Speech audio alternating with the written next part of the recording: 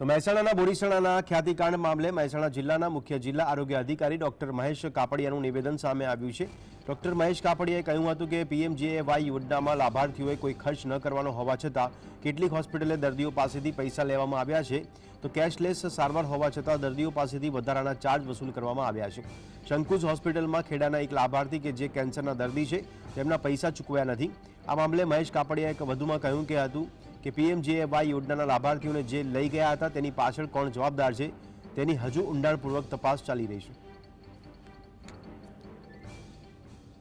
ખ્યાતિ હોસ્પિટલ છે એને ખાવડ ગામમાં, થોળ ગામમાં,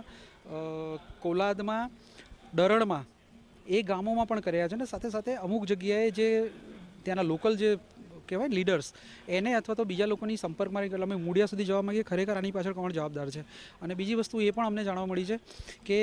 આની અંદર જે કાર્ડિયોલોજિસ્ટ જે પોતે છે બરાબર એ પોતે કડીની એક હોસ્પિટલમાં વિઝિટ કરવા આવે અને સાથે સાથે આખું જે કહેવાય ને નેટવર્ક એ નેટવર્કની ઊંડાણમાં હું જવા માગું છું। અને આટલી બધી મોટી સંખ્યામાં પીએમજેવાયના લાભાર્થીઓને આ લોકો જે અહીંથી લઈ ગયા છે અને એની પાછળના કયા કયા કારણો જવાબદાર છે અને એમાં કોણ કોણ એમાં પેલા જે છે બરાબર છે એના માટે હું